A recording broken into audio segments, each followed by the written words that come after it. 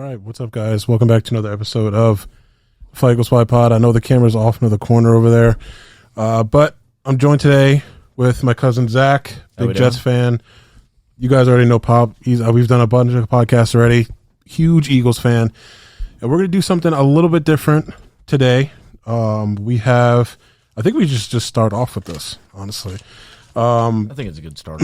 Something pretty interesting. We're going to go the greatest team of all time, like picking from the GOATs, like the Hall of Famers. I have my list. You have two lists, so he's got a big job today. Pop's got two lists. But before we get into that, let me just take you through what we're going to be talking about. We're going to be talking about some player loyalty. Sort of like, what do we talk about? Like Aaron Rodgers and the stuff that he's been leaking about wanting to leave, wanting to stay, sort of playing the open market a bit, if you will. So we're going to be talking about that a little bit. We're also going to talk about some of the crazy salaries. Deshaun Watson, Aaron Rodgers, obviously the GOAT team. Crazy, 200. I can't even imagine. It's not even like a number that I can imagine. Then we're going to have another debate of, do you guys think that Matt Stafford is a Hall of Famer with his Super Bowl win? And then we're gonna try and name. We're gonna have some predictions for Jalen Hurts and the Birds this year, and the wide receiving core. And then we need a nickname for the wide receiving core. So hopefully we can sort of come up with that. Because can you imagine if we start like the nickname for the Birds? You know what I mean? Like that would be kind of cool. That'd be crazy. Yeah. And then I would approach them and be like, hey, do you guys want to sponsor my podcast? And then, season tickets. But hopeful thinking. But yeah, so that's what we're going to be covering today. Do you guys want to talk a little bit about player loyalty, or do you want to go right to a couple more debates? I'll go for either. Oh, and let's go loyalty. Loyalty? Player loyalty? All right, player loyalty. And then we'll mention the lead up to this because this conversation started upstairs. So the lead up to this is Aaron Rodgers sort of shops himself out prematurely before the end of the season, and then he says, "You know what? I'm not really happy here." Or before, he signs his new. Yeah, he said, "I don't know if I'm going to be here." Just kind of is ambiguous about his future, with the Packers. Yeah, and so, which leads us into this thing of like, we can talk about salaries, we could talk about all these different things, but there's not a whole lot of like player loyalty now. Not like there was back in the day. Like I think I always look at basketball because I think basketball was sort of where it started with why would I stay here when I can win a chip somewhere else when I can go somewhere. So the big one that stands out in my mind is like you look at the first most successful, the first iteration of Jordan is probably Bill Russell. Mm-hmm. Right, 12 rings. 11 was a rings. Player coach. Yeah, 11 rings. Player coach. Wow. And then he played against probably one of the first like greatest of all time in Wilt Chamberlain. And Wilt Chamberlain was drafted by the Philadelphia Warriors, then went to the Lakers. And when he was with the Lakers, he was the only star at either place. Yeah, like he didn't really leave. It's not like he left. To go play with Bill Russell and the Celtics. He left to play with the Lakers. Mm-hmm. But the first iteration to me is Kareem Abdul-Jabbar. Kareem Abdul-Jabbar won with the Milwaukee Bucks in the 70s. 74? I don't know. 72? Exactly. I want to say 70. I think it's 74. It's that era. Yeah, in the early 70s. He won a championship with the Milwaukee Bucks, the team that drafted him.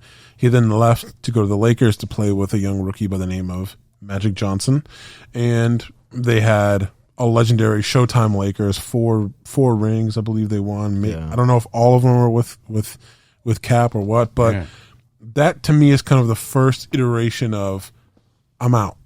Like I don't want to stay here like take your talents to South Beach. Yeah, I don't want to be out here fooling around like trying to be in the Minnesota, because Minnesota cold is not no joke. Like Minnesota cold is like cold, like it's like you're basically in Canada. You're in your house all day, and it's just hot. You can't do anything. And he's like a meditation guy, so he's like, I'm out. Like I'm not gonna like withstand this cold to lose all the time, right? Like I'll withstand this cold for a championship. I'll withstand this cold if you go out and you get me some guys, but I'm not gonna stay here to lose. So I think that was kind of, to me, the first iteration of it. And it's sort of slow. It's been rampant in the NBA. And I think we're starting to see it now with like the NFL. Now with Stafford. I mean, that was a trade, but you started to see like even the Eagles. When the Eagles won the bowl, they brought in Alshon Jeffrey. They brought in Nigel Bradham. They brought in LeGarrette Blount. They brought in Ajayi. Yeah, Jay Ajayi from Miami. They also brought in Brandon Brooks from the Texans. They brought in all these different people, and they were like, we're just going to go all in. Like, we got Carson, right, who was at the time looking like a world beater, and they're like, we're just going to go all in. We're going to go all in. We're going to get as many people as I can, and we're just going to go and get after it. And then when we won, I think that, I'm not saying that the Eagles started it because there was a greatest show on turf and everything, but I think the modern day people were like, oh, so you can just build a team and then go after it, right? And then, because before that it was the Patriots, and that was all homegrown talent, right? And then the Eagles won, and I think people were like, okay, why don't we start doing that?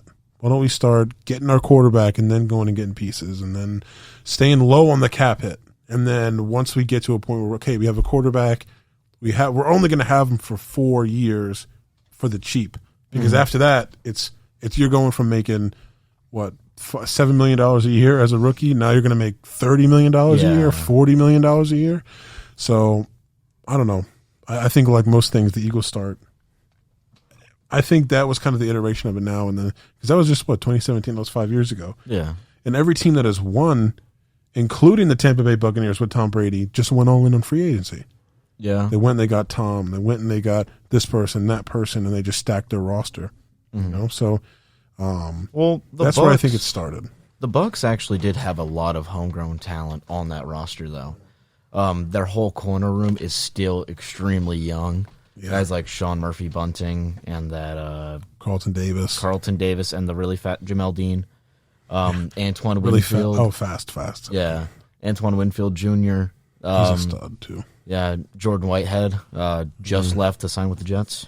Stud. Yeah, he's actually a stud. Yeah. They had Levante David forever. He did not win anything. He was insanely loyal, and he just stayed, kept it out with the Bucs. They put him and Devin White in the middle, and see how it went. And insanity. Yeah, Vita Vea on that defense they drafted. Yeah.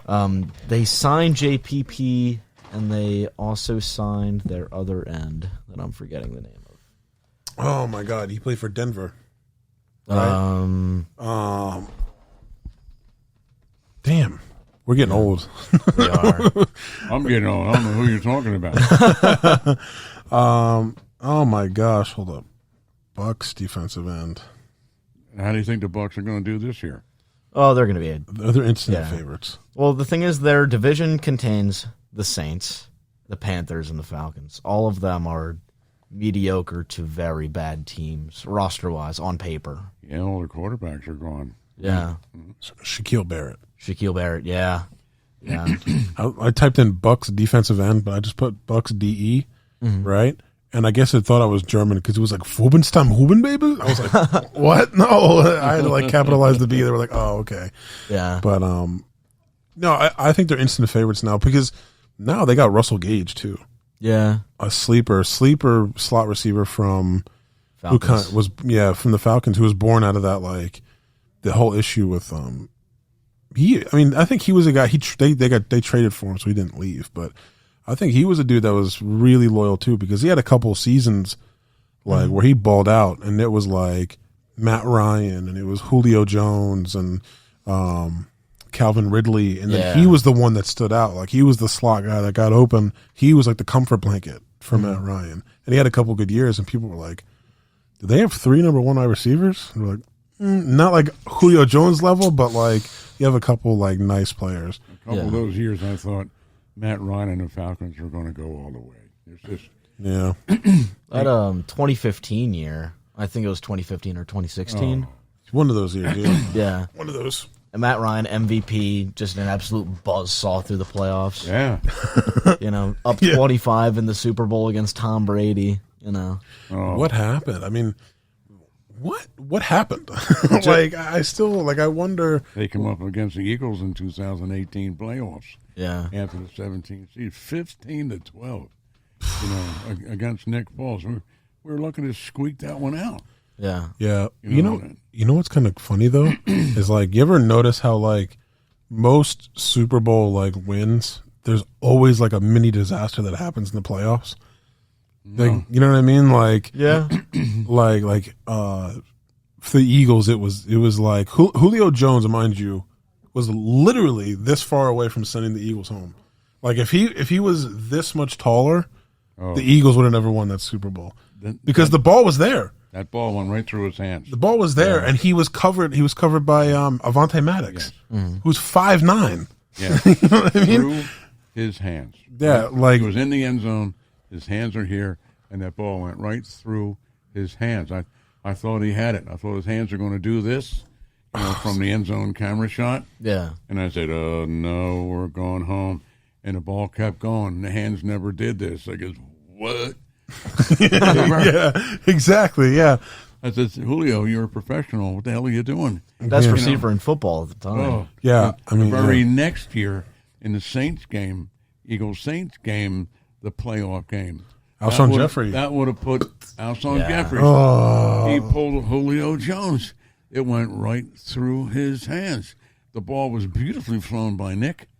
Yeah, that was a great The hands ball. didn't do this. I'm saying, who's that? Julio in an Eagles uniform? It was a very next game. yeah. In a playoff game, I goes, no, this has got to be a predetermined destiny. This can't be happening. Yeah. And there was only 4 hands up there. There were 2 hands. Alshon Jeffrey's hands were up there, and his eyes were looking at the ball, and hands did not close on the ball. Same thing the year before when the Eagles won against the Falcons. Mm-hmm. The hands did not close on the ball. The body was up in the air. They were jumping up in the air. They were extended. Yeah. But they were far enough, and they were looking at the ball. And I said, "Oh no!" And then, Yeah, it's incredible. And then the whole Super Bowl, I was thinking about, when are we going to fold? right. What? Like I'm watching this, I'm like, When are we going to get gun shy? When is this going to crumble into nothing? And we just kept scoring. that's like that's the way every Eagles fan feels anytime they're doing good. They're like, this can't happen. Like this never Something ain't happens. right, Yeah, like we're doing too good right now for this to happen. Like when we beat Denver this year, right? Like Denver absolutely shellacked the Cowboys. I mean, beat them like what 35-10. Like it wasn't close. Annihilated the Cowboys, and then the Eagles step out there and he goes down the field, 35-yard completion, 10-yard run, 35-yard completion, touchdown, and we're like, fluke.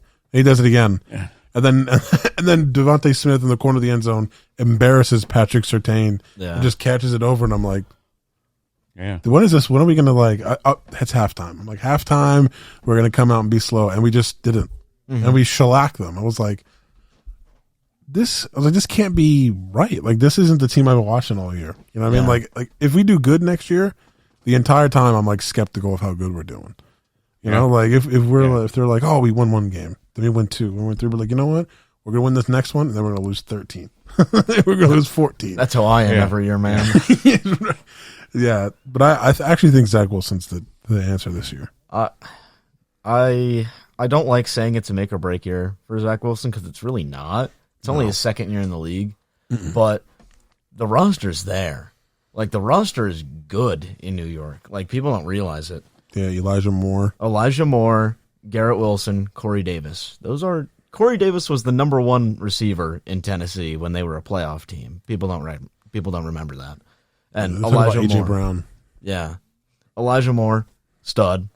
Yeah, just got to stay healthy. And Garrett Wilson, number 10 overall pick. Enough said. Yeah. Running back room, Michael Carter was sleeper in fantasy football this year. Then we added the best running back in the draft, Breece Hall. Yeah, he was good. We're getting Mekhi Becton back. George Fant at left tackle gave up 1 pressure last year. 1 pressure. Is he related to Noah? I don't think so. Okay, because I always see him and I'm always like, his whole getup looks familiar to me. Yeah. But did you guys draft a lineman this year? No, we drafted Elijah Vera Tucker last year, and we signed Laken Tomlinson, who made the Pro Bowl last year at guard. Okay. And then That's a nice revamp. Center is still McGovern. He's all right. Whatever. Connor McGovern, Penn State guy. Yep. Yeah. And then defensive end, people forget that we signed Carl Lawson last year. Damn. Yeah, and popped his Achilles in training camp, couldn't play. So we're pairing him with John Franklin Myers, who had 11 sacks last year. Mm-hmm. And then Quinnen Williams, former number 3 overall pick, run stuffer.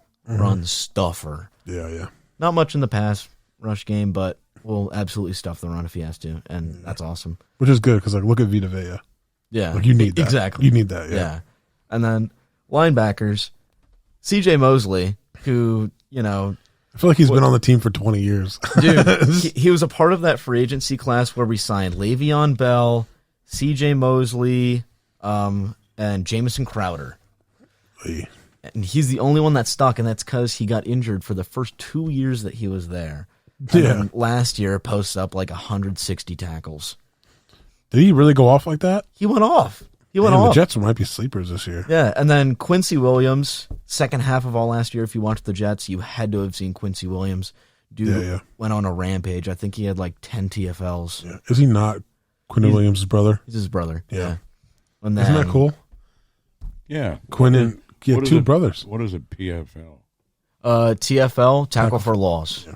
Okay. Tackle behind the line of scrimmage. Quincy and Quinnen Williams, both brothers playing on the same team. Yeah. One's a tackle, one's a linebacker. Yeah. That's sick. Yeah. That's and then the secondary is extremely young. Yeah. People really like Jason Pinnock. I think he was a 4th or 5th round pick last year. Mm-hmm. People really like him in camp. Bryce Hall was our lockdown corner last year. He was 2nd in the league in pass breakups. Yeah. Added Sauce Gardner. That says itself.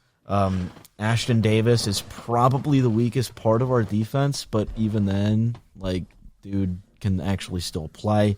And then just signed Jordan Whitehead. Jordan Whitehead. Yeah. Oh, that's right. Yeah, because from the Bucks. From the Bucks, yeah. Oh, that's good. I mean, and I think that's one thing, even going back to the player loyalty thing, is that in the NBA, which is the analogy I was making earlier, the NBA, you can play 20 years in the NBA. It's actually not that crazy. LeBron is playing 20 years in the NBA. Yeah. And it's not even weird that it's 20 years. It's weird that he's still on top of his game. Yeah, it's weird that he's a top 5 player in basketball still. But he's been in the league 20 years. It's a very, very physical guy. It's more physical than football. Yeah, it's more running. And it's more you're constantly moving. You're not standing still. Yeah. If you're standing still, get on a bus. I mean, you're constantly going back and forth and back and it's like watching ping pong, and it's just a very physically strenuous game. And to play that for 20 years? Yeah. Yeah, but I will say this, though. He did come out of college at 18. Or he came right out of high school and played. So, but even then, it's not normal. It's not normal to do what he did. Because there's guys that come out of high school. You look at Kobe Bryant, right? The late, great Kobe Bryant. Yeah. Rest in peace to him. But he came out of high school as well. And by the time he had his 20th year, he was washed. Yeah. Obviously he's the Mamba. Himself. Yeah, obviously he's the Mamba. He had, I think he had 16 years where he just ran the league. Yeah. Right? And it was only towards the tail end where LeBron were it was a LeBron Kobe thing. And then everyone gave it to LeBron because Kobe was older. But he was after 20 years of just beating your body down, the dude looked like Iron Man. He had an ice pack here, and he had one he put on his head. He had one over here on his knees. He had these huge ice packs that were this big that he put on his knees. And he's sitting on the sideline. He's you know what I mean? He's just out of breath. And LeBron is playing 45 minutes. Yeah. He's playing the full game, from start, tip off, full game to the end. Maybe take a couple minute break to get some water, drink something, eat some potassium halftime. But he's playing the full game, and he's 20 years in, right? And that's so unusual. But for football, it's if I spend 20 years playing football, it's unheard of. You'd be dead. It's unheard of. That's why like your Tom brain Brady, would be mush. Exactly. Yeah, you'd be CTE. Be kill my wife. Like it's crazy. You so played anything with quarterback. Yeah. Quarterback's really the only place you can do. Yeah. I would even say like wide receiver now because you can't even touch them when they're in the air. Oh my god! But they have a lot of issues with their joints. Yeah, but jumping in. it depends on which kind of receiver you are. Because wide receiver, if you're a slot wide receiver and you're catching, you're getting lit stuff in the middle of the field, dude. Yeah, but if you're like a straight X or a Y and you're like predicated on speed, then that's kind of going to be your cap, right? Yeah, like you're not going to get a lot of CTE, but even then, you're going to like your legs and your knees, they're going to get. Like Deshaun Watson, or not Deshaun, like Deshaun Jackson. Yeah. Like he was still fast late into his career, which is rare, but he was injured a lot. Like making a lot of sudden movements, his body couldn't keep up with the sudden stopping and moving and doing all that stuff because you break stuff, you tear stuff. That's what happens when you get older. Yeah. Right. But I think the movement, it makes sense for football because it's like, if I want to win right now because I don't know if I'm going to get this chance again. So I might as well go play with Patrick Mahomes. I might as well go play with Tom Brady. I might as well go play with teams that are going to be in the future. Like Von Miller just signed with the Bills. Yeah. Like Von Miller is like, what, he's 32, 35? For an edge rusher, he's older. 32, 33. Yeah, like early to mid 30s. And that's old now, right? Like, yeah, he can still play. Probably had no chance with Denver. No chance for a championship with Denver. Well, he won Super Bowl MVP. Yeah, he won with Denver. And then they got bad, and he just, he was like, I'm out, and then signed with the Rams and won. He went to the Rams and won. Linebacker, MVP in the Super Bowl. Yep. Yeah. And then Denver rebuilt, so he went to the Rams. Just wild. Yeah, went to the Rams and won, and now he has a fighting chance to win another one with the freaking Bills now, and I know that kind of irritates you.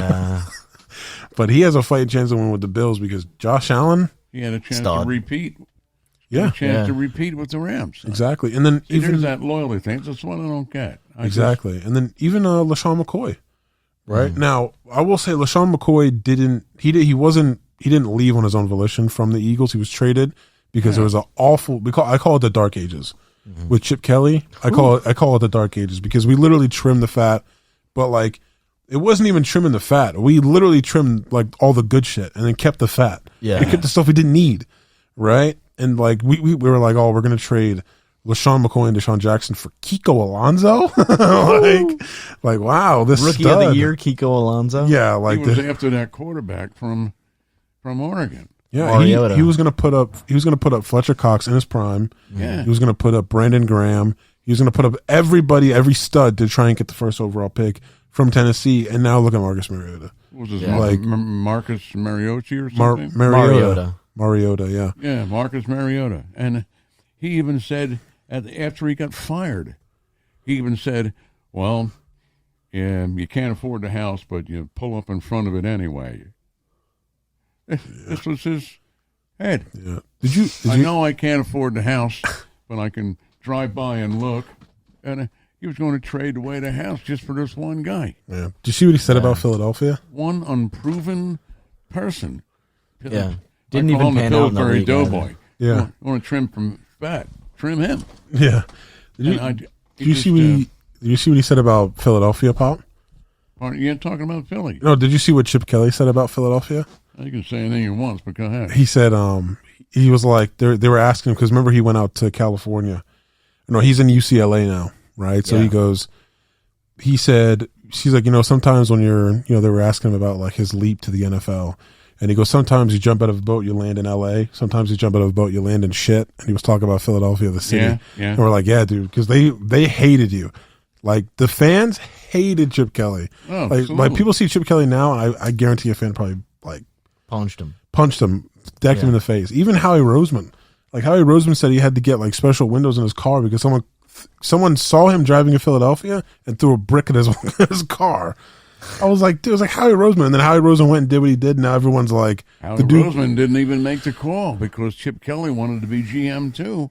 And Lurie gave it to him, yeah. And they gave it to him.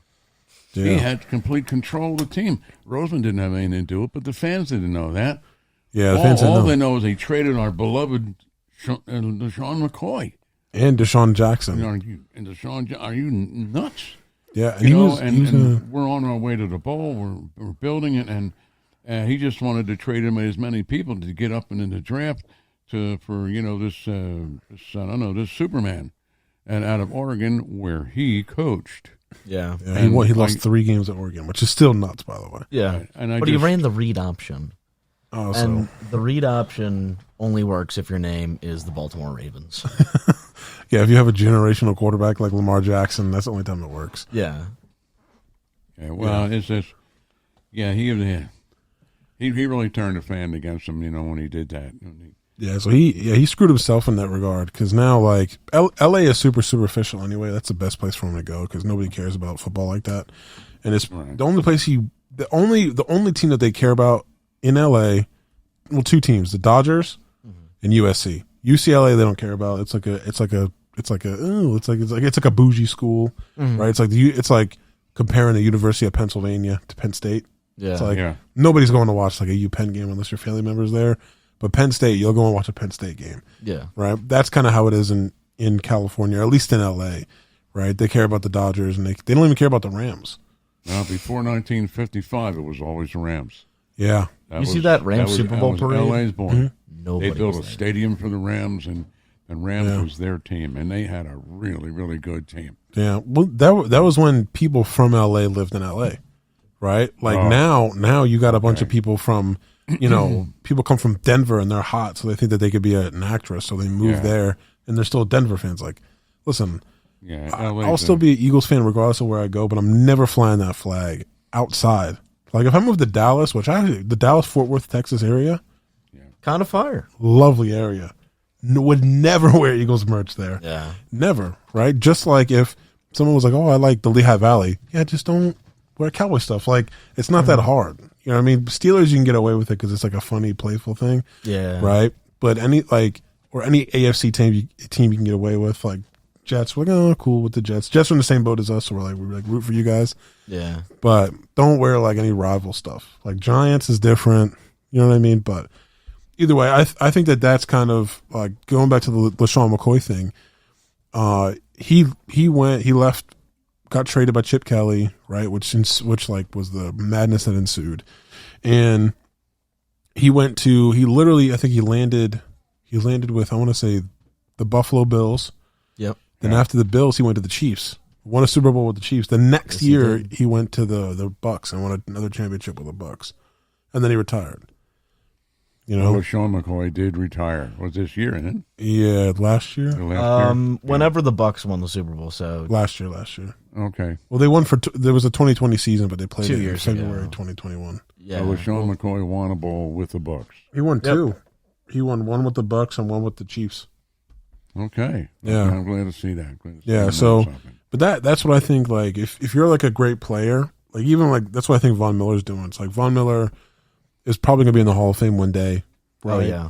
Not even probably, definitely going to be in the Hall of Fame one day as an edge rusher. There'll be a future where I'm like pop-up's age, and then I'm like trying to talk to my kids, and they're like, Von Miller. I'm like, you guys are whack. I'm like, let you don't even know who Von Miller is. He's the only linebacker in the history of the game to won an MVP in a championship game. Yeah. So I'm not. Yeah. I'm not for MVP because it's a team sport. Yeah. Personally, I wouldn't have a most valuable player. Yeah. You're going to piss off 51 other people. Yeah. But to have a linebacker, that's like a linebacker winning the Heisman Trophy. Yeah. It's crazy. You got to be special to do it. And you're on a team with Peyton Manning. Yeah. By the way, Peyton Peyton. Hey. Yeah. What's up, man? Keep going. All right. Yeah. You scared me. I was like, damn. To see if you guys were still going. Oh yeah. We're still going. Of course. But they're trying to figure out dinner plans, but they're waiting on you guys. Oh. No. Just tell them to do what they're gonna do. Yeah. Whatever they want. Do what they're going to do, and we'll eat whatever's there. Yeah. Love you to death. All right. Thanks, boss. I thought it was another spider. I was like, fuck, I gotta kill another one. Because I just saw it like right here. I was like, oh. Yeah. Anyway, I get what you're saying about Von Miller, but I just, if you're going after another ring, if you're going after more money, you got enough money. Yeah. Yeah. I think that because the sport is so physical that people are like, Like, all right, so if Aaron Donald, well, he already has a Super Bowl, but if Aaron Donald is like, he plays another 5 years, right? He has 15 years in the league. Then he goes, you know what? We just restarted. You know, our quarterback that we had just got traded. It's going to be another 5 years before we win a Super Bowl again. I want to win another Super Bowl. I feel like I have another year or two where I can actually contribute to that. Then I'm going to go to whoever's the hottest team right now. I'm going to go to whoever's the best team. Kind of thing, you know. Now it's different if same thing. So if I'm a defensive tackle, or if I'm Aaron Donald, and it's like you played 15 years, and now I'm like, you know what, I want $30 million for my last year, and they're like, why? You know what I mean? Like, why? You're not gonna, because you could ask for $30 million. Like right now, he could ask for $30 million a year and probably get it. Yeah, or get. Well, they just signed him to a mega extension. Yeah, so he got, but I think it's like 28, right? 28. Yeah, or he's 25? the highest paid defensive player in NFL history. Yeah, so it has to be like 30, because it has to be like, I would assume it's like 30 million, right? So he can get that now because he's the most dominant player in football, right? He sealed the game. Yeah, he put the lid on that Super Bowl. Yeah, he took Joe Burrow, threw him into the first row of the stadium, and then put a ring on his finger. Yeah. Y'all see on that last play? 2 plays, he put the lid on it. On the last play of the game, Jamar Chase beat Jalen Ramsey Burned one-on-one. him. Yeah. Absolutely torched him. If Aaron Donald wasn't there, Bengals might be Super Bowl champions right now. There you go. Yeah, and he was the one that did that. And that's like talking about Sean McVay. Like Sean McVay said, like they're talking to him like after the in the interviews that is it proceed? No. After or before? Post, like afterwards. Post, yeah, it's just post game. Okay, in the interviews post game, they're like, yeah, well, you know, like what were you guys thinking? Like they asked that stupid thing, what were you guys thinking on the last play, right? And he just goes, oh, I just knew he was going to go out there and do what he did. Like I knew he looked at me, I gave him a nod, he gave me a nod. I knew he was going to go out there and just wreck the game, and that's what he did. He went out there and he just completely obliterated the game. Yeah, and to have that much trust in a guy is really unparalleled. Yeah. You know, so I think if he wanted to go somewhere else, I wouldn't have a problem with it. I guess what I'm saying for the loyalty thing is I don't necessarily I don't mind a player going and getting their money, because at the end of the day, I feel like if I'm a coach, right, and I have a player that I would rather, Bill Belichick said I would rather cut a player 2 years before he gets old so that I can get the production out of him. Which is wild to say. Yeah. So I can give him the best one. Bill Belichick said, I would rather cut a player 2 years early, right, so I can get the most production out of him. So I'd rather cut him 2 years early than 2 years late and have him get old on me, and then I have him just wasting a roster spot on him. Yeah. Yeah. So Bill Belichick is like a ruthless dude. You got to be that way. Right, no, it's ruthless. A business. It's a business. He's ruthless, and it's like the people. So was Jimmy Johnson, and he bragged about it. Yeah, and that's fine. But he said I had a kicker come to me and he said, you know, Jimmy, I don't know what's the matter with me today. I mean, just doesn't seem to have that confidence that I had last week. He said, yeah, well, the confidence is in the file cabinet under C. If you don't find anything there, get on a bus.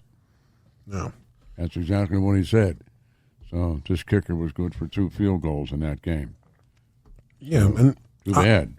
I don't mind doing that in that sense. Like if you're a coach, your job is to win now. Mm-hmm. My job is to let the players know that they're not just gonna get a free ride. They're not gonna ride the bench and get paid, you know, X amount of millions of dollars a year. So I understand that, but I just say I like that way of conducting football, right? And being shrewd negotiators usually have the best outcome. So I can't really. I think it would be for me hypocritical to be like, oh, I think they should stay.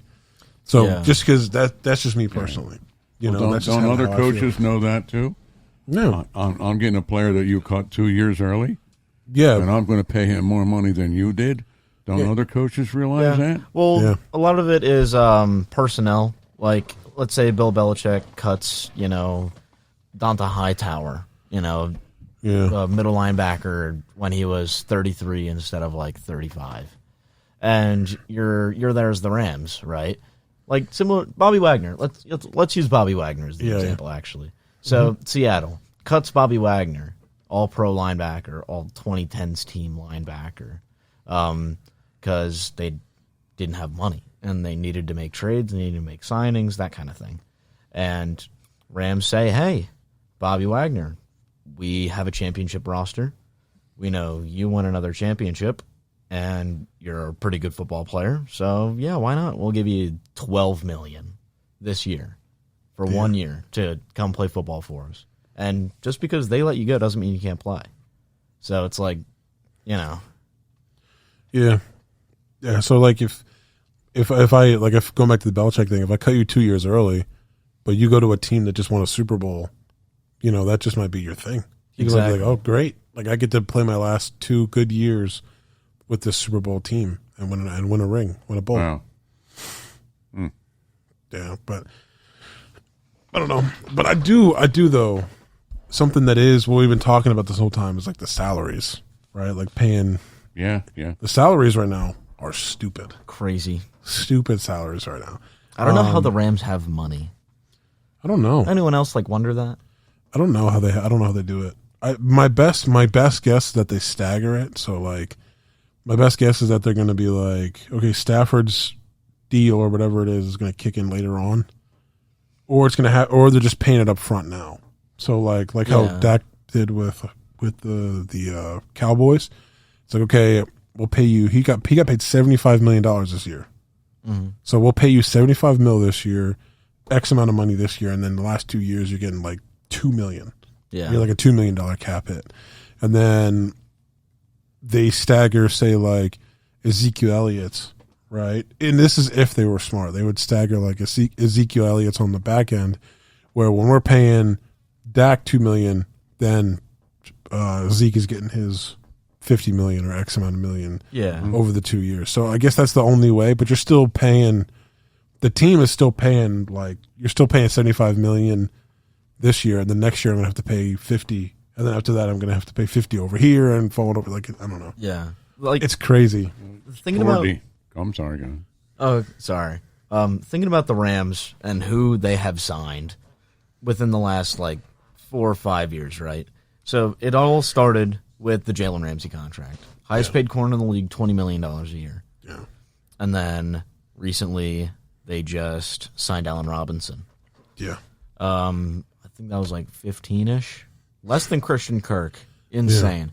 Then they gave Cooper Kupp his extension. Then they gave Matt Stafford his extension. Then they gave Aaron Donald his extension. Then they signed Bobby Wagner. It's like, how do they have money? I don't understand. Who knows? I mean, but didn't they sign Jared Goff too, to a long-term deal before trading him? But then the Lions took it. Yeah, the Lions took it because they had to. I mean, they were literally, the Rams shoved 3 whole draft classes in their face and was like, please take this and Jared Goff for Matt Stafford. And they were like, we're not winning anyway. So yeah, we're not trying to win. Wow, what an attitude! The Lions, yeah. We're not going to win anyway, so why not? Yeah, well, that's just how Detroit, like, the front office works. I think Dan Campbell, who's their coach, is doing a great motivator, really good job at changing that around.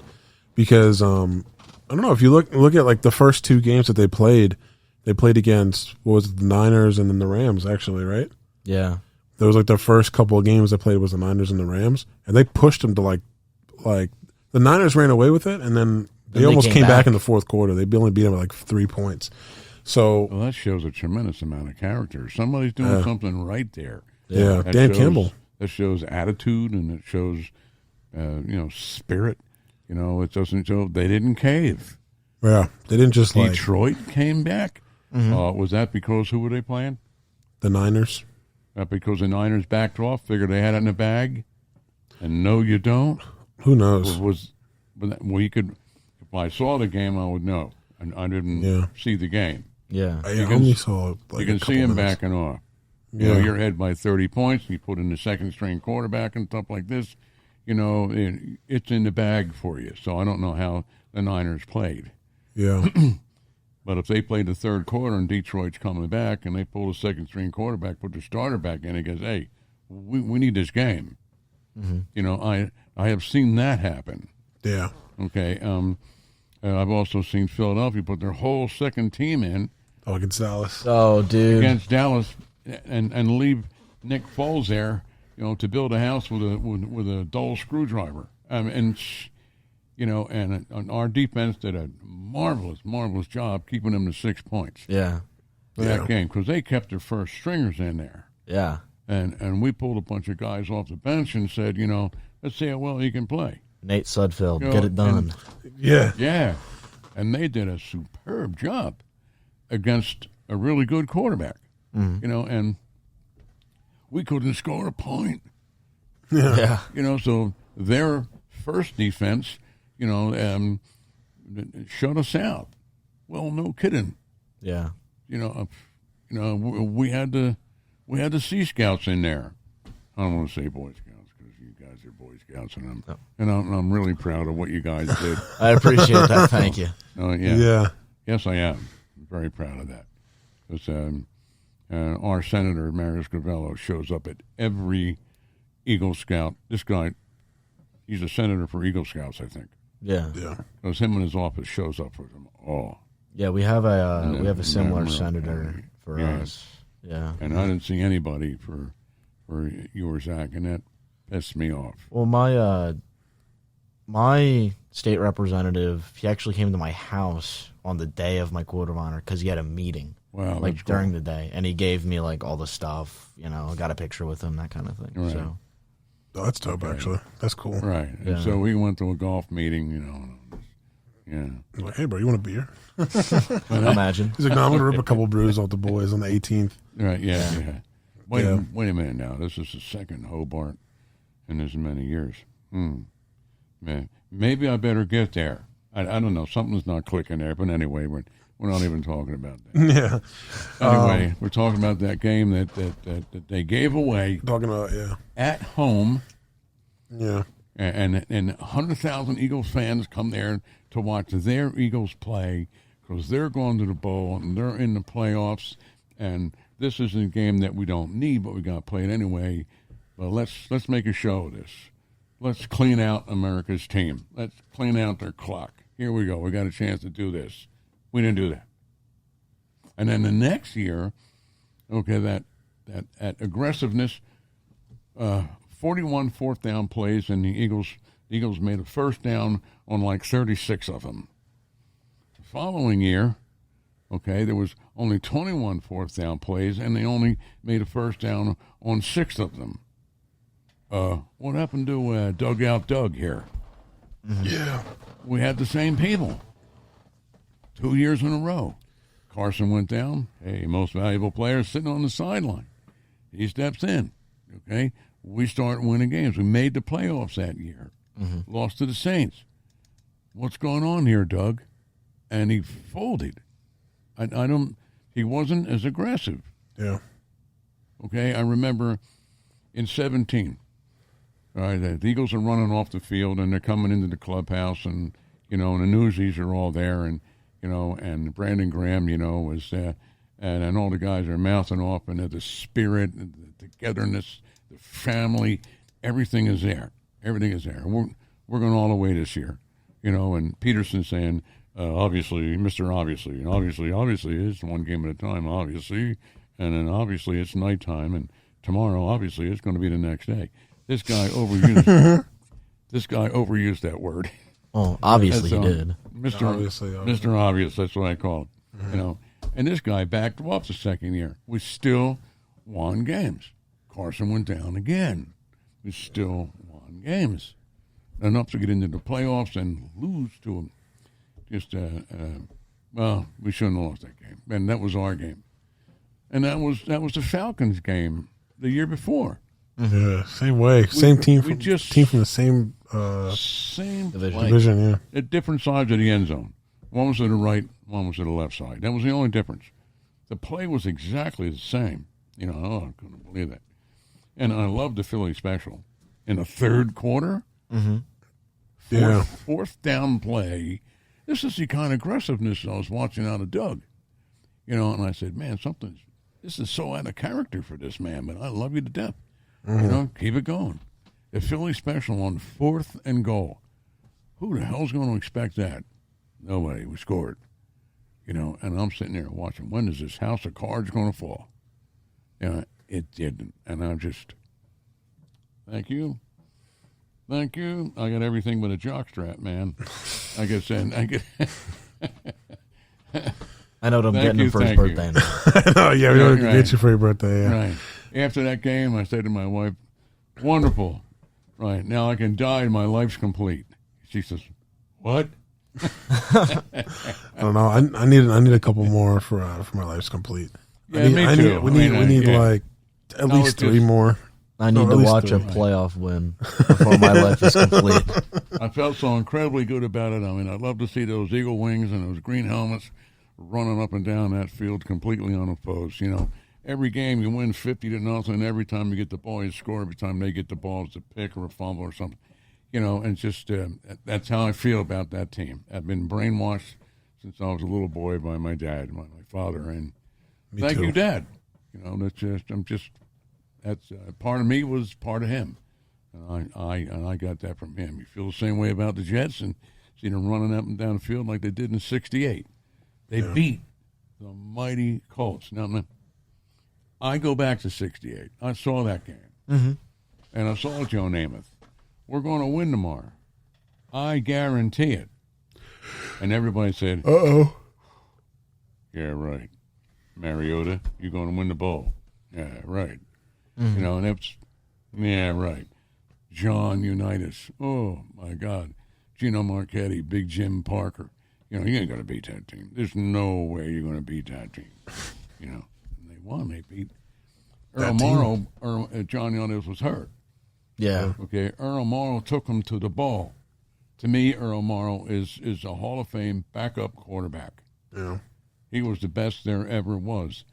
Year after year. He was with them for 14 years, and when John couldn't do it, Earl Morrow came in and won the game. Earl Morrow took that team to the Super Bowl in 1968. Yeah. All of a sudden, John Unitas feels better. Okay? He gets in there and blew the ball because he didn't play the whole year. It's like anybody else. You play guitar, you play football, you play with yourself. You got to keep the razor's edge every day. That's true. You got to be on top of your game. You can't take 4 weeks off from the piano and play a world class concert. At the hall Saturday night. You can't do that. You got to play every day. My brother Steve is in the music business. And he plays yakety sax on that guitar every day. Yeah. Right? I go to Boots Randolph's yakety sax. He's practicing that guitar. And if he loses that edge, you feel it. Because when you're playing music or any other sport professionally, what's this Bill Belichick says? You got to do your job. You got to play your part. You got to be on the money. You got to bring it. And there's many, many ways of saying it. Yeah. In professional football today. You can't just take off a half a year and smoke and toke and get drunk with the boys and all this stuff and come back and play football in September like you could in the 40s, in the 30s. Yeah. In the 50s. That's what they did. In the 50s. They smoked cigars at halftime and stuff and had a beer and all this stuff. You can't play football like that today. You got to run every day. Imagine. You got to put your miles in every day. Did you ever, The Life of Football, Football Life, Jerry Rice, running that mountain. Every day, run that mountain. T.O. thought he was nuts until he ran the mountain behind Jerry. Jerry Wright, run that mountain. And that's the kind of thing that makes you great. You got to stay on the razor's edge each and every day. It's a commitment to excellence. The Oakland Raiders, commitment to excellence, commitment to the excellence of the game. Yeah. That's what makes you a champion. And you can't back off. You can't take a week off. You might go on a cruise, but you get your buns out of bed and you run along the beach in the morning. Okay. The wife's in bed. Okay. You're running along the beach in the morning. Just staying in shape because that's your job. And it's all part of your job now. And it's to stay on that razor's edge. Yeah. And you can see you back off a little bit and you're going to lose that game. Yeah. Yeah. And I just, I guess that's my big thing with today, with sports today. You cannot back off. You can't take half the year off. Smoke and toke and drink a beer and eat hot dogs and 53 hamburgers a week and stuff. You can't do that today, and hats off. The game is tougher to play. It's tougher to play well. Mm-hmm. Okay. I had my daughter, my granddaughter, said, Daddy, do you have any tennis equipment? Sure, I got a couple rackets downstairs, and I got a little container of balls, Spalding balls, the best. I hadn't played in years, so I bounced the balls. I bounced balls pretty good. We're going to go over to the tennis court, and we're going to play some tennis. We saw how it played on TV. Mm-hmm. Yeah. They came back an hour later and said, how did you do? Oh, we chased the ball all over the damn woods. Right. You mean you didn't hit it to one another? I know it was. You got to control that ball. Control your steps, control your swing, control the ball. You play tennis, and you got to control the ball. Yeah. They didn't know that. It looked a lot simpler. So they thought they were going to get out and just volley and play tennis. No. Not that simple. If you hit the ball here, it's gone there.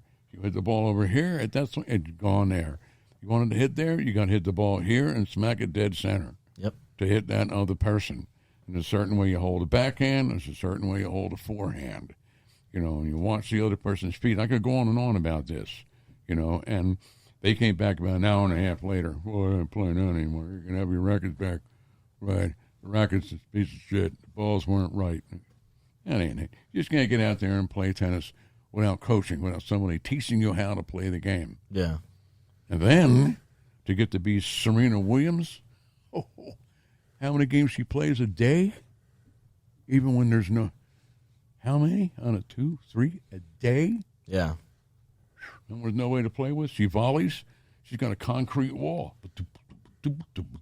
Right. And she puts it here, one there, one there, and one there, and one there, and one. Spells her name on the wall. S. With the ball. Ball control. That's what it's all about. And to play any sport today, just keeps that razor's edge each and every day. Yeah, that's funny. I remember we had at the old apartments we used to live in. We had a tennis court that we used to go to, and we had tennis balls. Like we had all this equipment. We still have it. It's in the garage. Yeah. Right. And we have like big rackets, small rackets, everything. Remember, I was watching the U.S. Open, right? And I was like, oh, let's go get some balls. So we went down, right? We went down and we started doing. Bro, I thought it was Andre Agassi. I was like bouncing the balls, I was looking at him. I was like, and I hit it, and it went flying. Like it was like I hit a baseball. Yeah, it went boom, and it went flying out. And like the pool was behind there. It was like, and it was just hanging in the air like a punt. We're like, and it hit, and it went splash into the pool. And the lifeguards are like, really? But they watched the whole thing unfold, and I was like, damn. So I'm like, I'm gonna try it again. So I get out there, I do it again, and I go, wow, and I hit it, and I hit this one good. And it still hit the net. I was like, this game sucks. See what you did with your arms just now when you tucked it? Yeah. Just before that. That's what you do. If you don't, snap the wrist. It's in the pool again. Yeah.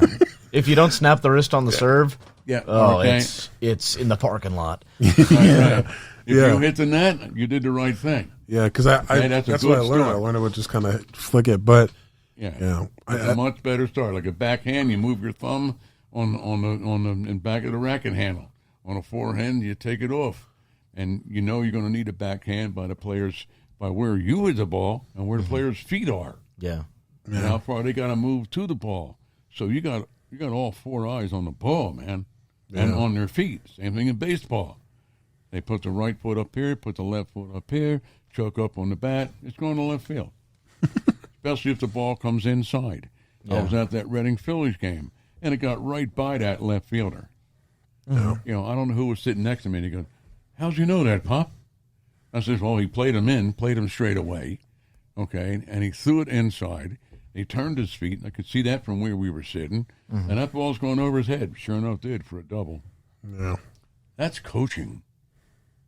And if you don't coach, you don't know how to play. Yeah. That's actually true, though, because I remember watching like offensive line play, right? Like that's kind of, I don't know. I just like watching that just because I was a big ugly, right? But like it was cool to see like some of the stuff they talk about. Like the first time like I ever heard of the word anchor, dropping your anchor. I was like, what the hell does that mean, right? Bending your knees, right? So putting what's it called? Putting the load, right? Not in like a weird way, but putting like all the weight into the big muscles, the glutes, the quads, putting all your weight on there instead of your joints, right? Because that's how you get the Joe Theismann with you get like the snap and then you know what I mean? Yeah. So like all like little things, and then widening your hips so that like you don't close off and you're not like getting pushed back like this. It's crazy. And then even like we watch like quarterbacks, like that's like such an intricate thing because like throwing a ball is like throwing a punch. It's like throwing a baseball. Like anytime you're getting rotational force, it all starts in the hips, right? And then you all have to open up with the feet, right? Like your feet have to be a certain way, and you have to go through with it, right? Because if you don't follow through with it, you lose the power on the back end. Like it's just kind of crazy. All those little like intricate things that you never would think about, right? Or like I was watching this one guy talk about throwing a football, and he was like, do you ever throw a football and then somehow it ends up like sideways in the air, but it's still a spiral, right? He said that's because like if you throw it with your hand out like this, right, you throw it like a basketball, right? So you throw it like this and it ends up like a basketball, so it spins sideways like a basketball, right? But if you hook it and you throw and flick down, right, then it's a spiral, then it's a tight spiral. Just it's like what's the difference between this and this? There's like no difference, but not until you see it, to what actually happens. And it's kind of crazy. If you're not coached, you don't develop the habit, and it just doesn't happen. Okay, Peyton Manning was known for throwing the tightest spiral out there, and his hands were on the back of the ball. The ball was like this, boo, like this. His hands weren't in the middle of the ball, or even on the last quarter. They were all the way to the back of the ball. Yeah. He only had like 2.5 fingers on the laces. The laces. Yeah, that's all he had. And this thing just such a nice tight smile that floats. Same with Tom Brady. The back of the ball, and I think they coach that. Yeah. From a young age they do. I take a football, I can't get my hands around that. Yeah, and I got to go to the back of the ball, and so I've been watching the quarterbacks because I was never one, and that's the way they're all coached to throw toward the back of the ball. Yeah, that's pretty cool. Yeah, you know what else? Like Russell Wilson, like he's known for like the moon balls. Yeah, prettiest deep ball in the league. Best deep ball in the league, and he probably throws one of the tightest spirals too. But he throws it like a baseball. Did you ever see how he throws it? Like his hands are super wide, like how you would grip like a I don't know, like a fastball, right? And like his hands are just super wide, and then when he releases it, the ball's released so high, right? Because like nothing changes, right? He doesn't like lean back and try to throw it like that. He just releases it like back here, and he follows through with it, and the ball just hangs. It's like a punt. It's kind of nuts. It's kind of crazy. Well, it makes sense because he was actually drafted to play in the MLB as well. Yeah. So yeah. He was a great he was a great baseball player. Same thing with Kyler Murray. Kyler Murray throws. You ever seen the spiral he throws? Dude. Yeah. It looks like the ball isn't even moving in the air. It looks like he threw a ball and the ball just doesn't move in the air, and then the guy catches it. That's how tight it is. It's crazy. And Nick Foles had a great year, throwing them right in the basket. Yeah, he had the moon balls, that you're talking about with that other quarterback. Yeah, Russell Wilson. From the Seahawks, Russell Wilson. They just right in the basket, and he says, you throw it up there, and I'm going to let my man run under it. Yeah. He knows it says, he knows it's coming, it's all yours. Okay, do your job. You hate to say that, do your job. That's what you're for. But that's it. That's what you are. It's the truth, yeah. Yeah. It's the absolute truth. Yes, sir. All right. Do we want to talk about Stafford since we're already talking about quarterbacks? We can do Stafford. Yeah. All right. So I'll lay this out, right? I'll lay this out for you guys, and then we'll just have a debate on it. So is Matt Stafford a Hall of Famer? Okay. Now, in this past season, he has all these Rams record as of last season. He has most yards in the season by a quarterback, right, with 4,886. He's tied for the most touchdowns by a Ram quarterback, tied with Kurt Warner with 41, and he has the most completions in a year as a Ram with 404. He also won the Super Bowl, which we all know that. Now, for his career, he's 5 yards shy of 50,000 yards. He's 49,995, 323 touchdowns, 63% completion, and a 91.1 passer rating. All right. Okay. So, do we think that Matt Stafford's a Hoffa, a Hall of Famer? the tough thing for me, right? So there's the Hall of Fame, which is, undoubtedly the best players at their position in their generation. Yeah. And then there's also the other Hall of Fame that most people call the Hall of Very Good. Yeah. Which is like, you were top 10 at your position, for a long time. But, either you didn't win the championships or, you weren't in your prime that long. But the puzzle pieces didn't fit together for you in your career, and, you didn't make it to the Hall of Fame. Yeah. Stafford's in a spot where when he was in Detroit, hovering like top 10 quarterback-ish range, he's the reason that Detroit was actually competitive for so many years. Yeah, with Jim Caldwell and all those guys. Yeah. And I think when he got to the Rams, it really elevated his game because, it's just a better roster, better coaching staff, and, I also felt like he wanted to be there more. Yeah. Like, he was the heart of Detroit. Like, dude threw... y'all ever see when he either dislocated or separated his shoulder? Oh yeah, when that defensive tackle hit him. Yeah, as he was throwing, and it messed him up. Yeah, yeah, and then he still stayed in the game and scored and won the game for the Lions. Yeah, that's the kind of guy he was for Detroit.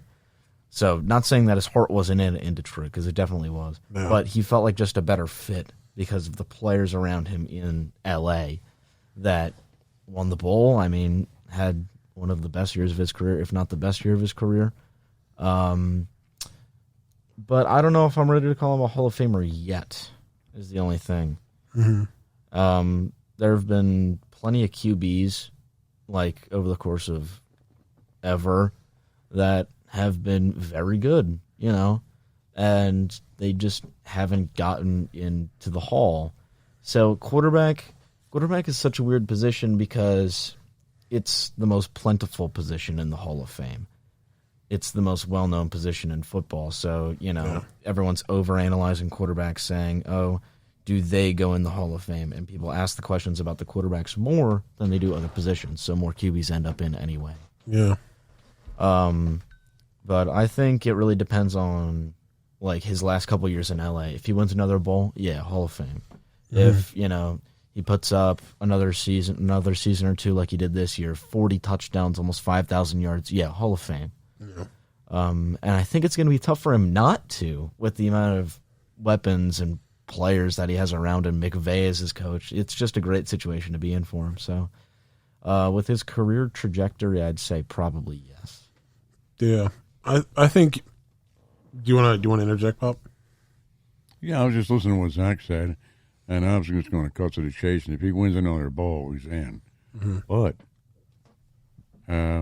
what about Eli Manning? Got 2 bowls with the Giants. Mm-hmm. Yeah, that's what I was going to bring up. Is he going to be considered, or is he one of these guys that are in the very good Hall of Fame? Yeah.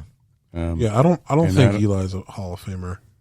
And okay, but I don't have the numbers to look at like you do for his quarterback rating and yards and touchdowns and all this other stuff. Attendance, forget it. Nobody else played a game with the Giants like Eli did. He was there all the time. Yeah. Heard or not heard, he played. Every Giants passing record. Right. Durability, he was right there. There's another George Blanda. He played every game. All Giants passing records, 2 bowls. Whoa. So you're talking about all Giants passing records. And you go back to the Giant quarterbacks that are in there. And you go all the way back. And into the 40s. And now I'm looking for names again. the Phil Simms. The 2 that we got from L.A. Oh, geez. Y.A. Tittle. He's in the Hall of Fame. Yeah. Right. And he's got a couple of championships. Okay. And as I coming up through the years, I'm trying to think. That young blonde-haired young man that won it, that won the Super Bowl. Phil Simms. Phil Simms. Okay. Yeah. Is Phil Simms in? I don't know. If he is, actually. I don't know either. Phil Simms is in. Let me consult my assistant. But I certainly think that Eli should be considered. And, for sure. and I think if Matt wins it, then I'm a Matt fan. Yeah, it's hard not to be. I'm a Matt Stafford fan. I was a fan of his when he was with the Lions. The one thing the Lions always had was a super quality quarterback. Mm-hmm. They just never built a team around him that was good enough to win it all. Yeah. And this just goes to show you a quarterback isn't going to carry all that. Yeah. You got to put some tools in his box. L.A. did that, and look what happened. Mm-hmm. And Matt Stafford called many, many of his own plays. His first year with L.A. Am I right? Probably. I don't know. First year wins a bowl. Mm. Woo, look at the effect. So I really don't think that team raised his level. I think he raised the team's level. Because as you see, all the stats are already there. Yeah. He was ready to win a bowl. Okay? And he made that team better. And I really believe in that philosophy. If I'm a mediocre player, I'm going to be good. If I'm a good player, I'm going to be very good. If I'm a very good player, I'm going to be great. Because look at who our leader is now. Mm-hmm. I mean, you got the Third Army that would walk through hell for General George Patton. Mm-hmm. And that was because of General George Patton. It was the epitome of leadership in my mind. Okay. And he rode in the lead tank. His army was behind him. He wasn't in some command post 20 miles away calling the shots. They're like Bradley or some of the other clowns. Okay. He was in the lead tank, and he had a license plate on his tank with red with 3 gold stars on it. I'm in the tank. Here I come, Jerry. I'm coming for you. Mm-hmm. Jerry was the Germans. Okay. And they were shaking in their damn boots. The Germans could not believe that George Patton got relieved of command for smacking that soldier on D-Day.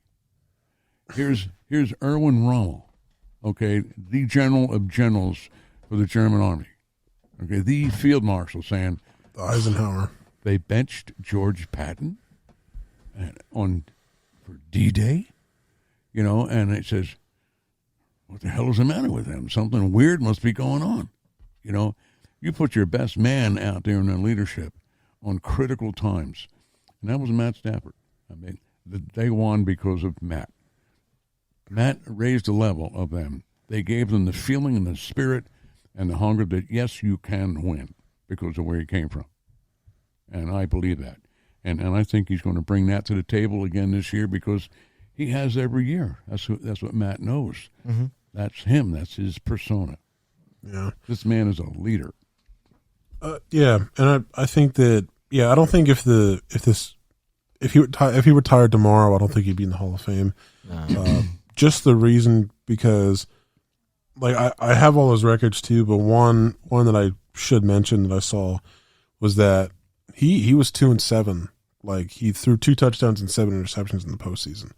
So this team bailed him out when he needed it. Right? He can't. Okay. He can't have a 2-7.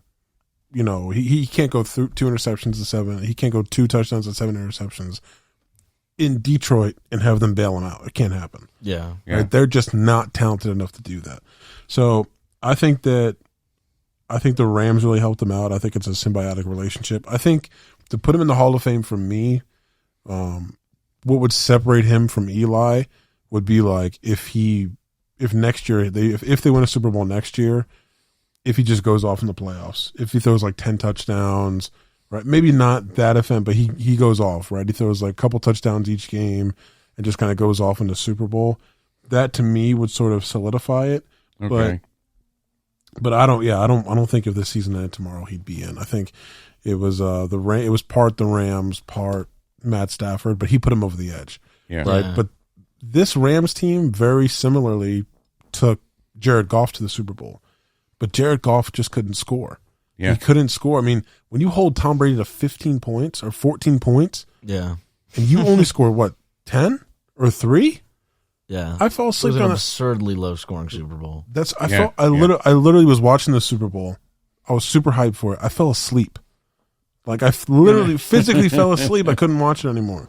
Yeah. I was like, what is happening right now? I woke up when Gronk caught that. He caught that. It was a beautiful pass. It was down the seam. Oh my God! When he laid out and the ball was right there in his hands, I woke up and I saw that and I said, "Well, that's it." I mean, if you score again, it's done. Yeah. Because that's it. Because Jared Goff couldn't do anything.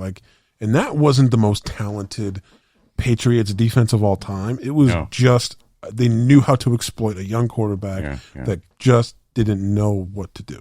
Yeah. They knew how to exploit that. So I thought that Stafford brought in, like you said, that veteran presence, and he knew, this is what they're doing. Okay, I just got to get it to this guy, or I'll check to a run because I know Cam Akers came back from an Achilles, which is nuts. Yeah. I'll give it to Cam Akers and I'll let him rumble for 6 yards or something. I think he brought that thing, and that's what put them over the edge. So I don't know. Again, like you said, if they win next year, then to me, I think he's solidified because he has all the numbers. He has all the numbers, all these records. First year, he has a Rams record for every single season record he has for the Rams in one season that he's been with the Rams. Yeah, 50,000 pass yards. That would do it for me. And he's we've always known that he was talented too. Yeah, it's been no secret that he's a good quarterback. Yeah, I think it was. I think actually it was Aaron Rodgers. Aaron Rodgers said that he's one of the most underrated quarterbacks ever, right? He's like in this particular class of quarterbacks, Aaron Rodgers said, I think that Matt Stafford is probably one of the most gifted throwers of the football, from arm angles and all that stuff. He does it all. Remember how we saw Mahomes side pass behind somebody's back and it looks like it curves around him. Yeah. Stafford was doing that in Detroit, but nobody cared because he was in Detroit, right? People were like, "Yeah, we don't care about that." Yeah, I mean, you're sidearm passing, and the guy's it's hitting him the guy in the chest, and he's dropping it. Who cares, right? But now all of a sudden, he's throwing sidearm passes, and guys can hang with that. Guys can turn around and make a great catch. Now they're like, "Wait, what?" And when they're playing the Buccaneers, right? He's going backwards, right? He's literally going backwards, and he raises up and he throws a pass like this. He just raises up and he goes, and he throws a pass sideways, but going backwards, and it hits the guy in the chest. It's impossible. That shouldn't happen, right? You shouldn't be able to do that. Yeah. So we always know he's talented, but I think if he wins another bowl, to me, puts him over the edge. Me too. Yeah. A way that I've heard the Hall of Fame be described is: would you be able to tell the story of the NFL and your era and your position without mentioning you? Yeah. Because if you can go and tell, the 2010s, 2020s, quarterbacks, would you be able to not mention Eli in that conversation or not mention Stafford in that conversation? I think you have to mention Eli just for the fact that he beat the undefeated Patriots. Yeah. Twice. Yeah. Yeah. And, I think Stafford is... You can not mention Stafford because he was in Detroit for so long. Yeah. But you'd have to mention that he's on the Super Bowl team. Sure. So I think I agree. If he wins another one, I mean, no doubt, probably Hall of Famer. Yeah.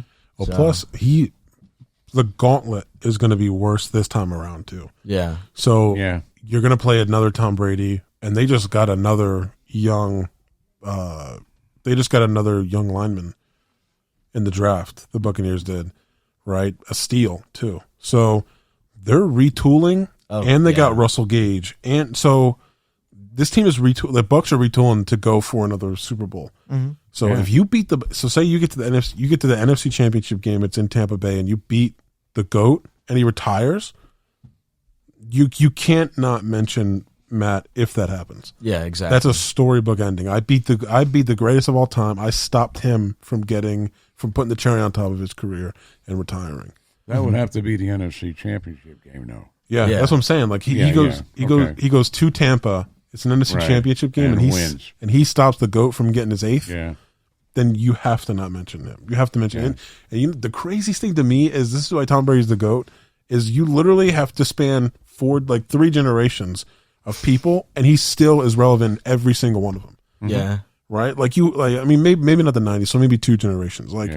From the 2000s to the 2010s and the 2010s to the 20s, you can't not mention Tom Brady. And guys are literally beating him twice and going to the Hall of Fame. goodness, yeah. Isn't that crazy? Yeah. That's insane. That's so insane. Like, Yeah. that's like the epitome of what is it? They were talking about I think it was like some kind of king. Maybe it was like King Louis or something like that. And they were like France was talking about them, right? And they asked King Louis, they're like, King Louis, why don't you respond to France? He's like, because I have everything to lose. Like, France is coming after me because I'm the man. So like, if I respond to him, I'm just giving him ammo to use against me. So I'm just not going to respond to him. And that's kind of what it is for Tom Brady. Is if you beat Tom Brady in a Super Bowl, like Nick Foles is the man in Philadelphia. There's a statue of him. Yeah. Yeah. And he's the one that he didn't even get an extension. There's a statue for a guy that we let walk in free agency. Yeah. Yeah. Like, think about that. Just because he beat Tom Brady. Yeah. That's incredible. It's incredible. Yeah. Well, you can't think about the Minnesota Vikings without thinking about what quarterback? Fran Tarkenton. Fran Tarkenton. Lost. I was like, Brett Favre. Lost 4 bowls. Yeah. You can't think of the Miami Dolphins without thinking about Dan Marino. Lost the bowl as a rookie. Mm-hmm. Can you imagine that, win a bowl as a rookie? And he had that opportunity and didn't get there his entire career. Yeah, and by the way, beat the 85 Bears, the best defense ever. They went 15-1 and lost against Miami. So so it goes to what you're saying, and I never heard that before. Mm-hmm. I guess you're in that pipeline, okay, and that's good to hear stuff like that. You know, what name this person's got a name so big that you can't talk about this team in this era without this person. Yeah. And these names are huge. Otto Graham, okay, Bobby Lane, you know, Fran Tarkenton, and right. Well, Brett Favre won a bowl. He only won one bowl, and he's in. Yeah, Roger Staubach for the Roger Staubach. He just was the Cowboys. You know, who's the Cowboys' cowboy? Mr. American, man. Roger Staubach. Troy Aikman? No, won as many bowls. But when you think Cowboys, he didn't serve in the Navy though. There's still. If he would have served in the Navy, he'd have been the man. Yeah. I know. He spent 4 years in the United States Navy. He comes back and he wins 3 bowls and does all this wonderful stuff for the Dallas Cowboys. Oh my! You want to hear a funny story about him and? Didn't he fail his vision test?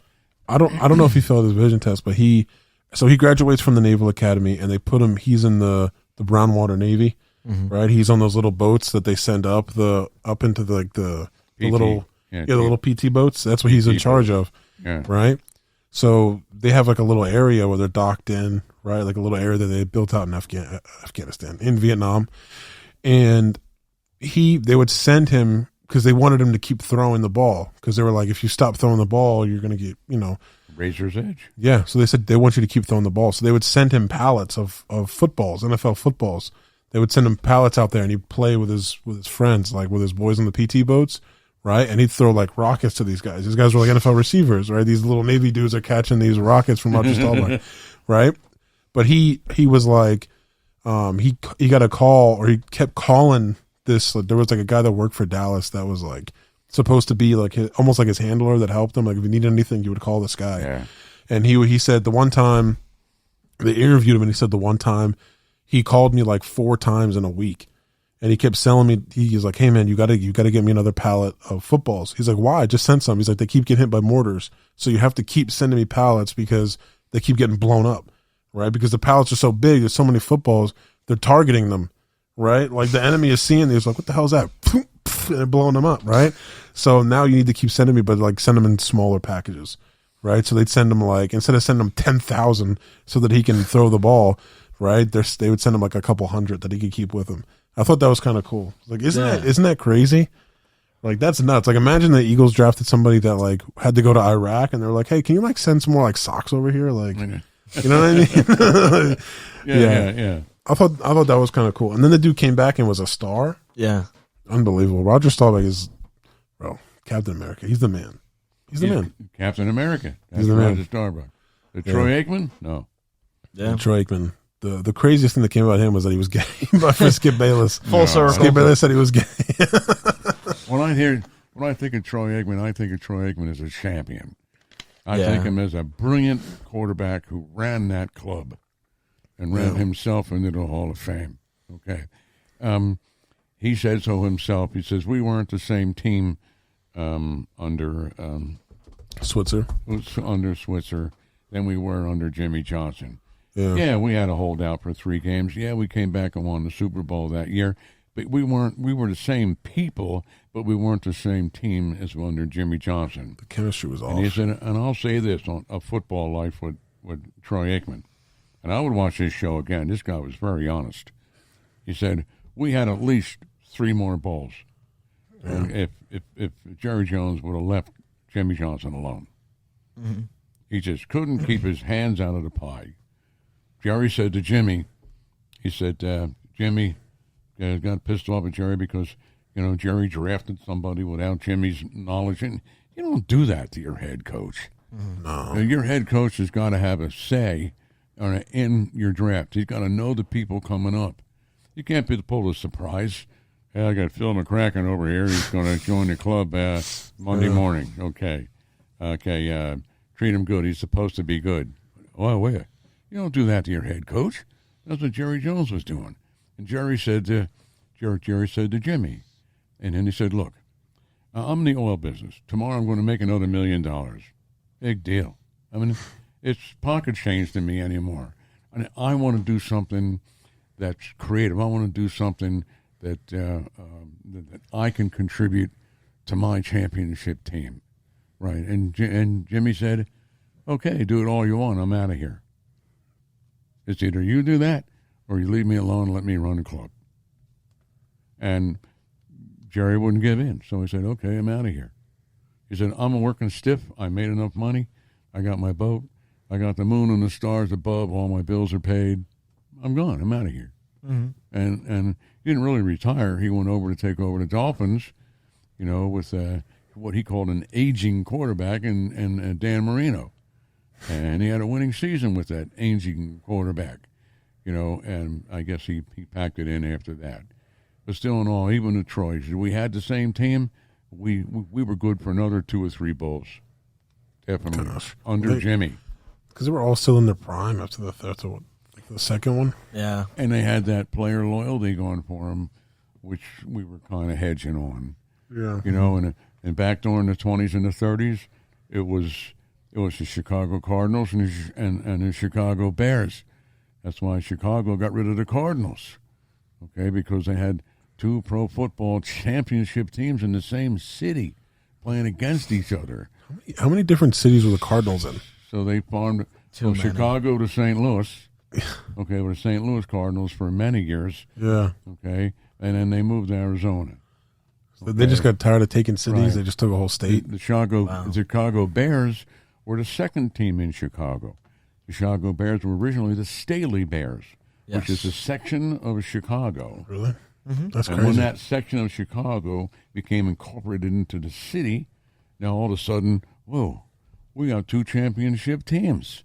We have the Chicago Bears. They love that name, the Bears, The Cardinals, sounds like a florist, we want to be the Bears. So they got rid of the Cardinals. Okay, sounds a lot more macho. The Bears. Right. Duh. New York Giants. New York Giants were the New York Giants forever. But they weren't known. That was one of those fill-in clubs like the Frankfurt Yellow Jackets in the early days from 1919 to 1930. The Iggles. Were the team to beat. The Frankfurt Yellow They won Jackets. 3 or 4 championships. Well, you don't remember who they were. Yeah. Yeah. And plus, you know what it is? Eagles came along in 1933, and they were everybody's doormat. Okay, Baltimore didn't come along until after the Second World War, when the All-American Football League came into being. And they became, they were Houston. The Oilers? Houston Colts, Houston Texans. Then they moved to Baltimore and became the Baltimore Colts. Okay, but after the war, after the Second World War, it was the Philadelphia Eagles. Right, they were a dynasty for 5 years stretch. Mm-hmm. Okay, and during the 50s, you're looking at the Colts and the Browns. Okay, they were the teams to beat. And the Lions in the middle 50s, they had their moment in the sun too. Bobby Lane, Night Train Lane, and all of that stuff. They had a lane on defense and a lane on offense. Yeah, a lot of lanes. Right. Mm-hmm. Then in the 60s, okay, then came along your Green Bay Packers. The Eagles had their time in the sun early on in the decade in 1960. 1961, they lost the playoff ball because their quarterback, Norm Van Brocklin, retired. He thought he was going to get a coaching job at the Eagles. They screwed him, and they brought this guy in named Nick Skolrich, and that pissed off Van Brocklin. Nick Skolrich. Yeah. Goodness. Atlanta picked him up, and he founded the Atlanta Falcons. The bird, the eagle, the falcon. That's Norm Van Brocklin. Thank you, Norm. So Atlanta, they took our stuff. We got another team. Norm Van Brocklin got fired from the Falcons, and he went up to Minnesota. Horns on the helmet, looked like eagle wings. He founded the Minnesota Vikings. All Norm Van Brocklin. And he died of a heart attack early on. And and Bud Grant took over for him and took the team to 4 Super Bowls. Okay, so in the 60s, later on in the middle of 60s, you had to put up with the Green Bay Packers. Okay. And in the 70s, you had to put up with the Pittsburgh Steelers. These teams stuck together to be the teams of the decade. The Steel Curtain. In the 80s. That's a badass name. In the 80s, and we know the 49ers, okay, and their dynasty years. And in the 90s, we come up with the Dallas Cowboys, and they would have dominated an entire decade, okay, if it wasn't for the Jimmy Johnson-Jones, dispute there. If they would have had consistency of leadership. That is so big. Mm-hmm. That is so big. We lost the war in Vietnam because we had inconsistency of leadership. We had 3 presidents during that stupid war. And none of them couldn't find their dick in the dark. No. When it come to that war. We did not have consistency of leadership. That means so much to a championship, to any kind of a victory, an overall victory. Yeah. Okay. And then, of course, after 2000, well, here comes along, the Patriots. The freaking Patriots, right, bro. And draft number 199, the unlikely leader. That would be my biography of Tom Brady, the unlikely leader. Mm-hmm. Draft 199. The soft body leader. And that photograph of him in his shorts, when he drafted this guy, that would be Mr. on the cover of the book. The 5'4" 40. Yeah. Yeah. Mr. Pliability. He trotted the 40. Yeah. Basically. Oh, my gosh. Now, the Eagles had their time in the sun in the late 80s, early 90s with that absolutely awesome defense. The whole team should be in the Hall of Fame. It's not because they didn't win any Super Bowls. They didn't even win a playoff game under Buddy Ryan. Buddy Ryan loved to watch his defense. He didn't give a shit if they won. And at playoff games, they didn't have somebody to coach Randall Cunningham, which was probably one of the best gunslingers that ever walked down the pike. This guy could throw a ball the length of the field, which was incredible. I saw Ron Jaworski go down. I'm watching the game, and in comes Randall Cunningham. And here's Glenda Mabel's baby boy talking about, Randall Cunningham and Howard Cosell and Frank Gifford all on Monday night. And I'm saying, oh, man, who we got here? And this guy walks out onto the field. He's got the longest arms, and he's got the longest legs, and he's got the tallest dude I ever saw. I said, what is that? It's like Slender Man walking out there. Yeah. And he took a snap, and he hit Mike Quick 75 yards down the field. And I'm saying to myself, oh, Super Bowl. My God, look at that. And everybody, look at this. This is his new secret weapon. I goes, whoa, this guy could run. He was mobile. He was athletic. All the stuff that he did on the field. He needed a coach. Nobody could coach this man. You know who his coach was? His position coach. Oh, no. John Gruden. No way. Swear to God. He was the quarterback's coach of Philadelphia for Randall Cunningham. Wow. Yeah, well, you know how good a quarterback coach he was. What a great story about him came out about a year ago. He could send emails, can he? Gosh. Yeah. Who types that stuff in the email? That's like I'll call you, like, hey, bro, let me tell you about something. The guy was such a phony. I mean, we had a winning record. We were like 10-6 or 11-5, and we were really going good. And it got all full of himself. And I can fly. I can fly because I'm an eagle. This was Randall Cunningham. It got to his head. He became bigger than the game. And they let this happen. Nobody brought this guy down to size, okay? Nobody coached him. Yeah, we could have had a couple of Super Bowls. We had Charlie Smith, and we had the great wide receivers, excellent running backs, and an O-line. They didn't know where the hell Randall was half the time, on the O-line. Because he wouldn't know where they expected him to be. And he could make a broken play, and he could make something out of it. We're on our way. With a good coach, he went in and won a couple of bowls with Randall. Because he took Minnesota to the bowl. To the NFC Championship game. Oh, with Chris Carter and was that with Randy Moss? Was Randy Moss like a rookie or something like that? I'm not sure. Maybe. But I know he definitely. I know they Chris played Carter together at the same time once. Yeah, Carter was definitely there, and Carter was learning under. Moss was learning under Carter. Okay, but Dante Culpepper got better. Yeah. Okay, and took over the team, and they lost the NFC Championship game because he wasn't sharp. And there we go again. The same mistake the Baltimore Colts made, with their backup quarterback. Same mistake, because he wasn't as sharp. Damn good quarterback. But he wasn't as sharp that day as he should have been because he didn't play. And he worked out and he practiced. But it's not the stress of a game situation. You know the difference. Yeah. And you know the difference, and I know the difference between practice and the stress of a game. It's different. Anyway, I guess that kind of wraps me up, with it. we have one more thing before we bounce out of here. We need a nickname for the new wide receiver core. That's right. And then that'll be it. But the thing is, I don't want it to be. I don't want it to play off of like the PH in Philly. Because we had remember we had after we beat Denver, we had the no fly zone, but it was PHLY instead of fly. Yeah. Right. Yeah. But so I was looking up some of the best nicknames, right? And it was like the Legion of Doom for the Phillies, right? Yeah. The Phillies had like the Legion of the Flyers had the Legion of Doom because they were all they were just playing football on the ice. Broad Street Bullies. Broad Street Bullies. Oh, that stuck. Yeah, the French Connection, right? Those are all funny. Then they had, the coolest one, the most badass one, was the Yankees in 27, Murderers Row. Murderers Row, dude. Holy crap, that was such a badass name, Murderers Row. Oh my gosh, I'm trying to. And then I was like, then they had single person ones, and the best one was Minister of Defense. Yeah, Reggie White. Yeah, the Steel Curtain and. Steel Curtain. That was number one for the whole team. Was the Steel Curtain. Gangrene was on there. Yes, sir. Gangrene. Doomsday Defense. Yeah.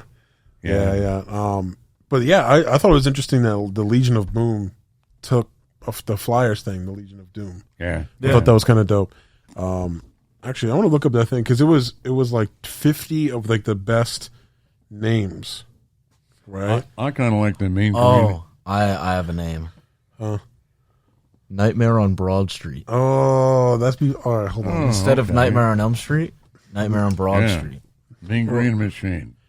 Hold up. Damn, I spelled that bad. Nightmare on Broad Street. You know what it is though? Is like these nicknames, they happen like randomly. Yeah. Right? Yeah. Isn't it kind of like it's hard to like put up. It's hard to like think about it. Because it's just something that you're thinking about. Because it's not natural. It's like an accumulation of things, right? It's like the Broad Street Bullies that kind of came out of nowhere. The Steel Curtain, that was like the Steelers, and then what was happening at the time, which was like the Soviets. Doomsday Defense. Yeah, Gangrene, New York Sack Exchange. I kind of like the Mean Green Machine. Yeah, Mean Green Machine. Yeah. You know what was dope? Purple People Eaters. Yes. Purple People Eaters, that was cute. That was that song that came out at that time, the Purple People Eater. Yep. Yeah. Another one, the Fearsome Foursome. Oh, yeah. Yeah. That one was good. The 4 blocks of granite. Yeah, there was one, Notre Dame had the 4 Horsemen. Yes. That was sick. Yeah. That was dope, the 4 Horsemen. Right. I love like medieval stuff like that, bro. It's just brutal. It's Yeah. brutality. And like I don't look like a guy. Like I'm not supposed to like that kind of stuff because I would have never been that cool to go out there like with a tea kettle on my head and like some armor and been out there like brutalizing people. But that stuff is so cool to me.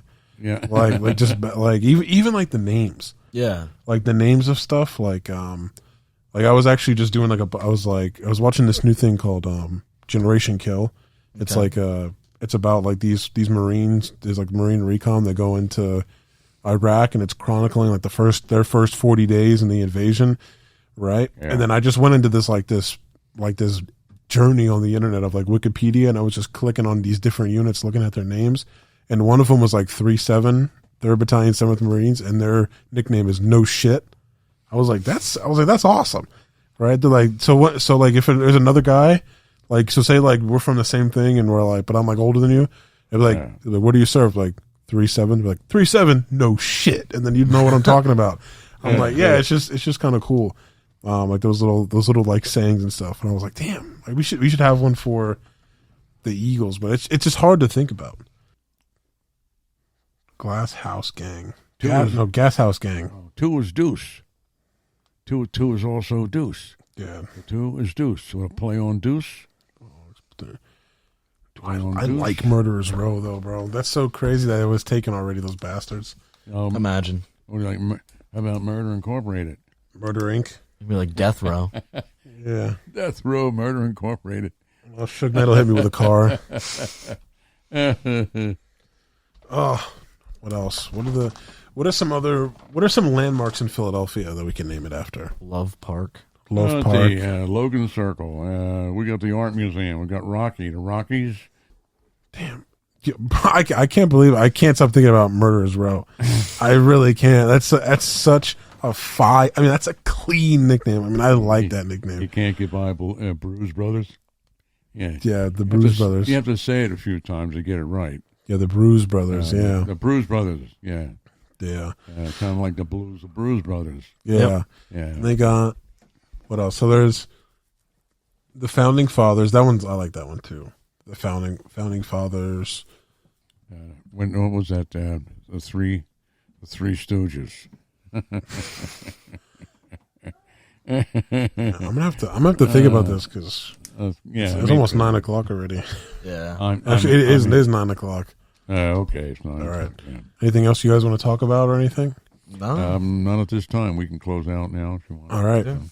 All right, guys. So that's going to wrap it up for us. Doing a little brainstorming, sort of figure out some stuff. But I hope you guys enjoyed. We finished out. We did a lot of stuff today. We talked about, a lot of Eagles stuff, a lot of history of Eagles stuff. Talked about our GOAT team, greatest team of all time. If you like this kind of content, please let me know. Hit me up on Instagram, YouTube, all the social medias. You guys know them. I put them in the description anyway. If you guys enjoyed, again, let me know. I'll talk to you guys later. Bye-bye. Thanks for being here. Thank you.